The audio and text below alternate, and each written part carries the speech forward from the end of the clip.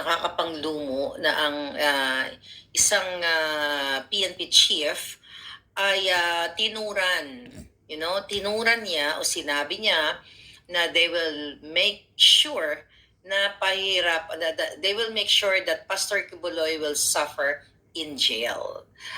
Anong ibig sabihin yan? Mamaya pa rin natin yung audio sa kanya. Doon yun sa interview niya, actually, with Pinky Webb sa On Point.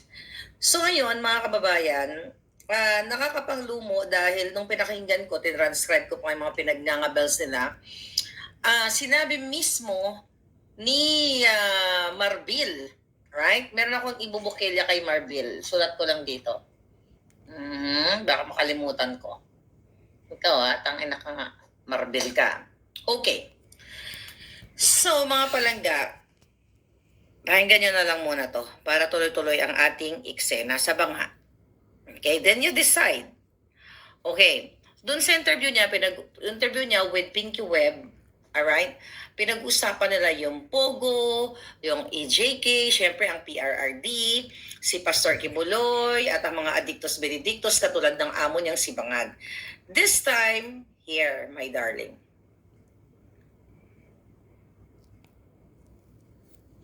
Zaman dulu kalau kencing tak tos, mereka Here.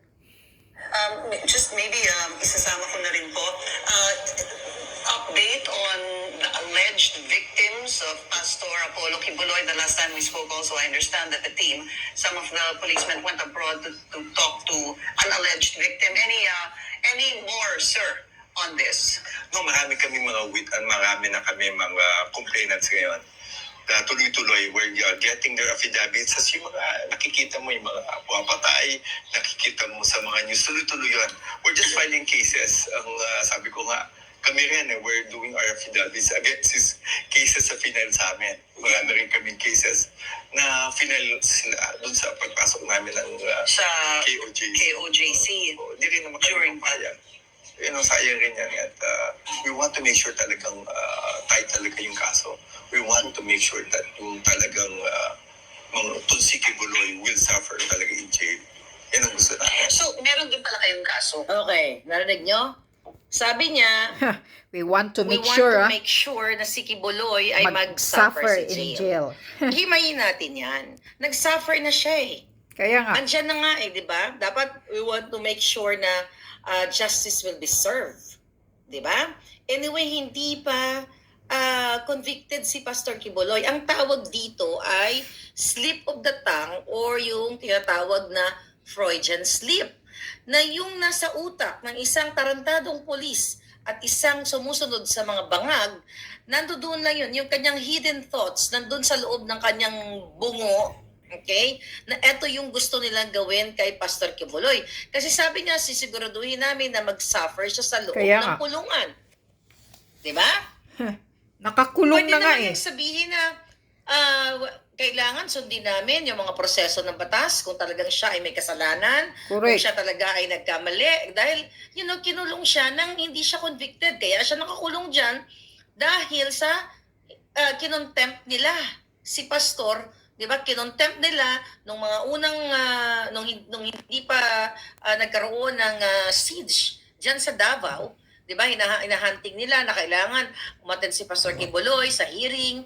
Tapos yun na nga, hanggang sa nagkaroon ng 16-day siege, yung pinag-usapan nila doon, yung mga biktima na mga KOJC members, ay kinasuhan ng KOJC lawyers o yung mga pamunuan, okay, itong sila Marbil, itong sila Torre, dahil sa kanilang panghahagupit doon na na-witness nyo naman. At pinapaliwanag niya dyan na, binubueltahan nila at sisiguraduhin nila yung mga kaso talaga nila is, may weight, polido at mananagot yung kampo o mga members ng KOJC. So mga palangga, grabe talaga ang mga demonyong ito. Correct. Dahil dinig ninyo. Actually, nung pinapanood ko first time ko manood sa kanya na pinanood ko yung interview kasi gusto kong malaman kung anong pinagsasabi niya. For 30 minutes, para siyang si Ngiwi Abalos. So ngayon, ano ang take nyo doon? Okay? Pwedeng i-torture or kung ano man ang gawin kay Pastor Kibuloy. Yun na nga pahirapan sa loob. Pahirapan and everything. The reason why nag-stop ang KOJC rally. Yun ang reason. Napansin ninyo? Sabi ko nga Nawala sa inyo, ng rally ng hawak KOJC nila members. sa liig si Pastor Kibuloy, nakakulong. Okay? Hindi ba kayo magtataka na bakit tumigil Hindi na sumali sa maisog rally ang pakikipag- mga KOJC. sama, o diba, o pakikipag-ugnayan ng mga KOJC members sa maisog rally at sa atin na nag-express ng kanilang freedom of speech, kalayaan ng pamamahayag na sila ay sukang-sukan na sa gobyerno ni Bangag. Ito yung dahilan. Lumabas Correct. mismo sa PNP chief ng putang inang ito buwa ka ng inaka, binabay ka, okay? Na pahihirapan mo, isisiguraduhin namin. Tatranslate natin sa Tagalog, narinig nyo naman, sisiguraduhin namin na pahihirapan namin si Kibuloy. Okay, i-define nga natin ang sinabi niya. Define natin iintindihin natin yung ano tawag dito? Yung phrase na sinasabi niya. Okay. Sabi niya dito, okay. Type ko lang. Okay. Alright. Ang Sabi niya, we will liwanag make ng sinasabi niya. We will make sure he will suffer in jail. He will suffer Anong in jail. ibig sabihin nito, Palangga? Pwedeng makaranas si Pastor Kibuloy ng Heart What? attack. pagpukpok, kung kung ano anong man, papahirap pag-torture. sa kanya sa loob. 'Di ba? Talagang andyan na yung punishment na hindi niya deserve. Dahil hindi pa siya convicted. Hindi pa nga siya nalilitis. Nandiyan na yung ikinulong nila. Pinarusahan nila yung tao na hindi pa nakukonvict dahil lang sa kagustuhan ng putang inang Bangag ni Lisa Tanas na kidnapper at itong mga asong ulol na katulad ni Marvel, ni Tori at sino pa. So nakita nyo, narinig nyo po yun, na sinabi niyang sisiguraduhin nilang pahihirapan o mag-suffer si Pastor Kibuloy. Kaya sabi ko nga sa inyo, magtataka pa ba kayo kung bakit, di ba, yung mga naggalit na may mga nagsalita against na, nasaan na yung mga KOJC? Bakit wala na sila sa rally? Ngayon, hawak sila sa liig. Correct. Hawak sa liig si Pastor Kibuloy. Kaya, yun yung desisyon, I believe, wala naman ako nakausap sa management, na vlog ko na to na kapag pinarali mo yung mga Members. mga members mo, yung mga parishioners, pag pinarali mo yan, gugurgurin ka namin dito. Torturing or sa loob ng dito, jail. Baka ganun. Kami mismo kay Marbil. Correct. Okay, bibigyan ko kayo ng comparison. Gustong sisiguraduhin nilang mapahirapan si Pastor Kibuloy. Pero listen to this. Papahirapan Okay. nyo. Bakit ikaw, Marvel? Pakinggan niyo to. Ano bang ginagawa ni Pastor Diba, sa'yo? kung matatandaan Nayupak ninyo, ka. mga palangga. Langgiyak Okay, kang kung Marvel ka. matatandaan ninyo, may Amerikano na kababayan ko, okay? May Yung kinidnap. palanggang Amerikano na dinukot dyan sa Mindanao. Yeah, Okay? kinidnap sa Ano ang saan nangyari yun? doon? Hanggang ngayon, wala pang makitang proof of life. Binaril ba naman yung Although, baa daw yun? nandiyan ang Ang mga binti. FBI, di ba, na hinahanap itong si Elliot Eastman na dinukot ng wala pa actually na proper malinaw na report mula sa bulok na PNPing mga tiwali. I'm just talking to the tiwali, except yung mga matitinong pulis. Kung ano ba talagang nangyari. Pakinggan nyo ang kadyutahan ni Marbil. Ito ba ang PNP chief na ito? Yeah. Totoo. Kapal ng mukha ng hayop na Marvel na yan. Ribu-ribu. Okay, Ha? okay. Kala mo, Marvel, immortal ka? Wala kang kamatayan? Baka mauna ka pa kay Pastor. Ang kadyutahan ni Marbil. Ito ba ang PNP chief na ito? Yeah. Totoo. Langgiyak kang Marvel ka. Salita para pang Listen. bakla.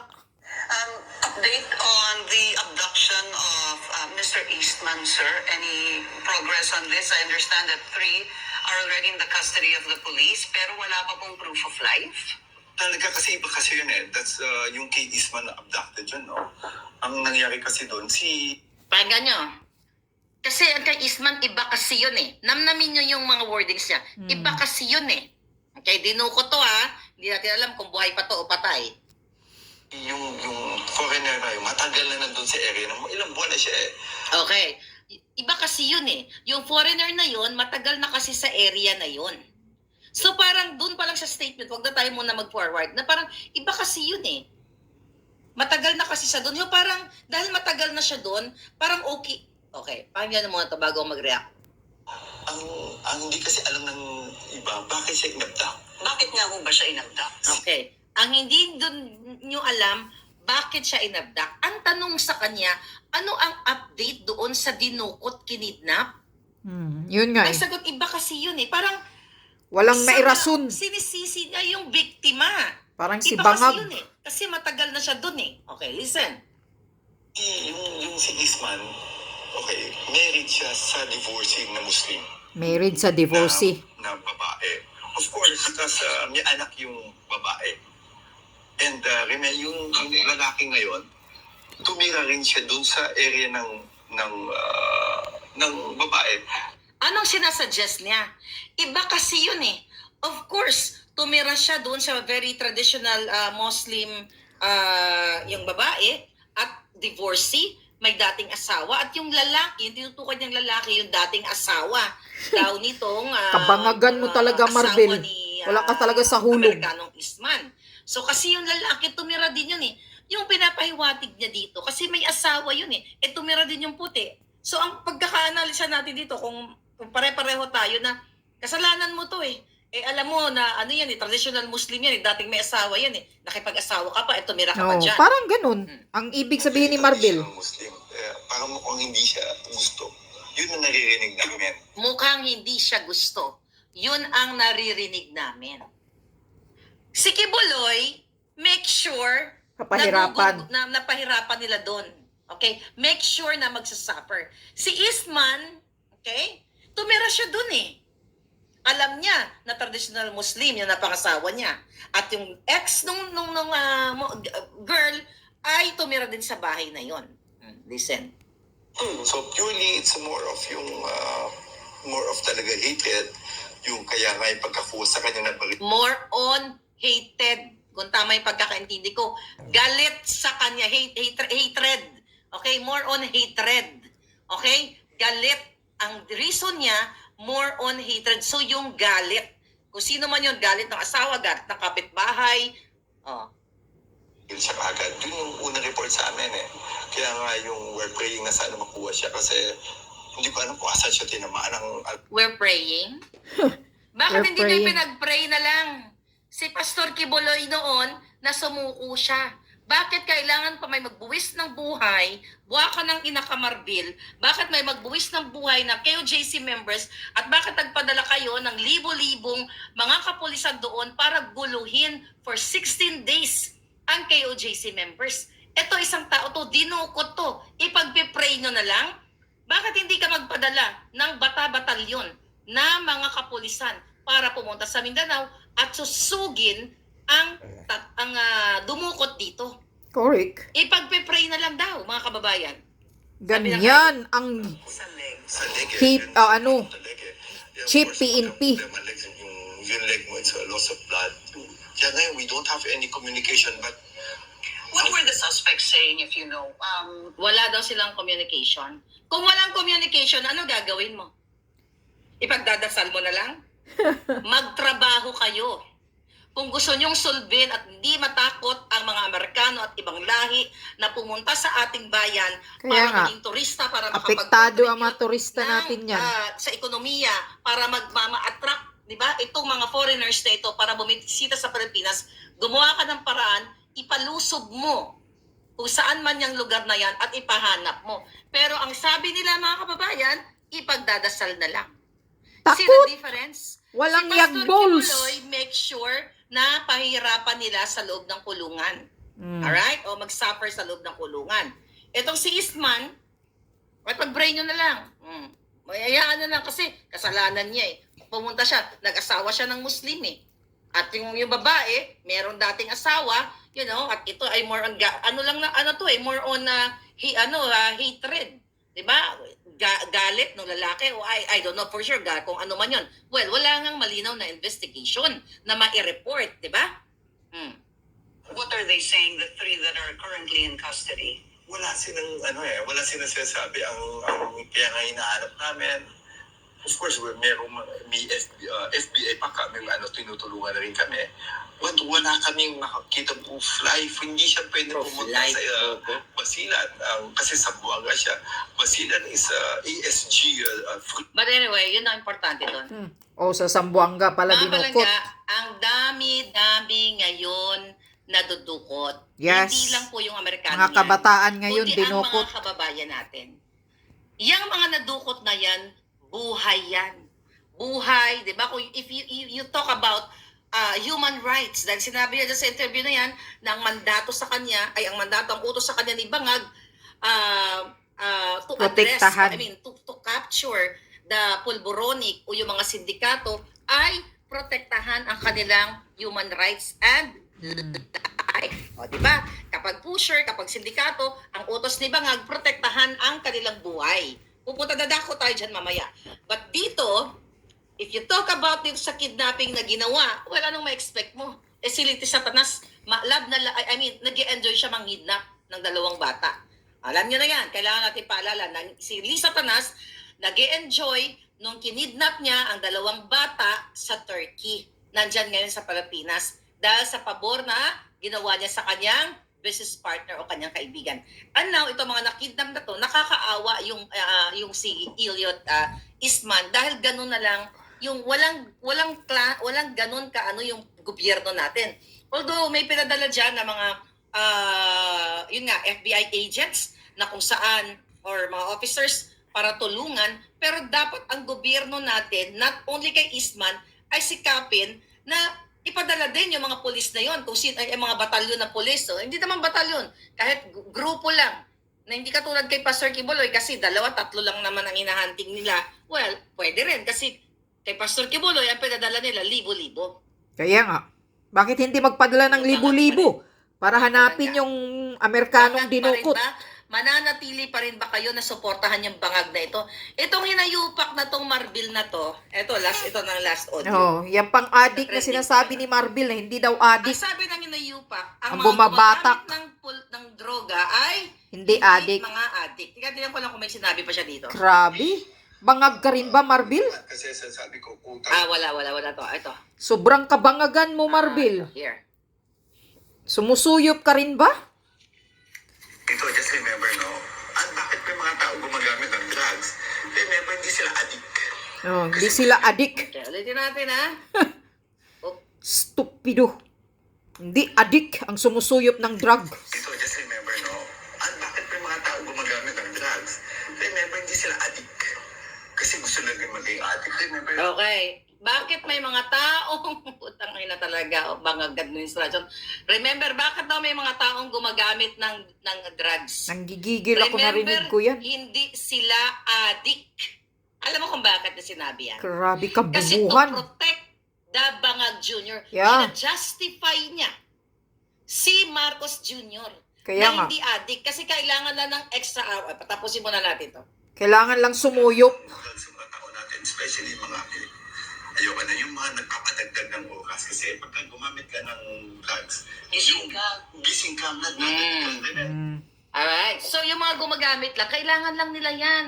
Energizer. Diba? Kailangan lang natin, pare, tumira tayo para gising tayo. Sabi ni Bangag, Laglameo, sumingot tayo para gising tayo. Dadagdag natin yung oras natin. Kaysa maborlog tayo, tumira tayong ganyan. So, gina-justify niya. Okay, ang pagiging addictos ng boss niya. So, it's like saying na si Bangag Jr. Hindi ay hindi addict. addict. Kasi yung gumagamit ng droga, hindi naman addict yan. Oh. Nagdadagdagan ng oras yan para maging upbeat sila o gising sila, ganyan-ganyan, o awake sila. Di ba? Yun nga eh. Mga kababayan, I don't know. Ewan ko sa inyo. Lalo na yung 9 million, 10 million ba na nabiktima ng mga ng nakaraang kalamidad. Aywan ko po sa inyo kung pababayaan nyo ang inyong future, ang inyong mga anak, ang inyong bayan na pamumunuan kayo ng demonyong mga katulad nila. Ang gumagamit ng ng pulburon o kung ano ng mga substances na yan ay hindi addict. Kaya ano sila? Trip-trip lang. Magdiwang O, na kayo, mga energizer drug lang. addict. Kasi protektado Kaya kayo ng you mga have pulis to get ni out. Marbil. You have to do something. Di ba ang expose natin sa inyo the other day na babayaran ni Lisa Tanas, ni Bangag, lahat sila mga demonyo, sila tambalos-los, ang mga makakaliwang grupo para mag-rally against kay Pangulong Duterte. Oh. And they will spend your money. Correct. Kanino Taxpayers' pang money pera yun? para bayaran yung mga buwaka ng inang mga makakaliwang grupo at iba pang mga kababayan natin na mga naghihikahus. Yung mga nare-recruit dyan sa mga barabarangay na mga tambalusos na to, kunin nyo yung pera. Pero ang isigaw nyo sa kalsada, bangag, tama na, sobra na. Kunin nyo yung pera kasi pera nyo yan. Taxpayers' money yan. Kunin nyo yan. Pero ang isigaw nyo, Duterte. Ibalik ang Duterte. Or Bangag Junior. Resign. Bangag Sindikato o kung ano pa man. Dahil, nagtatrabaho na sila ngayon. Nagtatrabaho na sila, kinakausap na ang mga different leaders ng mga organization para magwelga. Ano nung saan sila magwelga? Para sirain ang mga Duterte o Yes. sirain si Pangulong Kasi Duterte at ituloy si talaga nila ang impeachments Sara. daw, At mind you, impeachment mga daw kababayan, kay Sara. Hindi haharangin yan ng mga pulis. Yes. Katulad ng hinaharang ang mga maisog rally na nilalagyan ng truck, nilalagyan ng kung ano mga kahoy o kung ano mga upuan para hindi matuloy ang inyong speak up day o ang inyong peaceful rally dahil sobra na tama na yung kahayupan ng bangag na ito. Pero etong mga rallyista na to, dahil ang intensyon talaga ng bangag na presidenteng ito at yung putang ina niyang asawang kidnapper na si Lisa Tanas at saka si Tambaluslos, manatili sa pwesto. At itong si Marbil, ito breaking news to. Ayan yung mga vloggers dyan. Okay? Maganda to title. I don't know. Baka kayo ay nakausap na rin.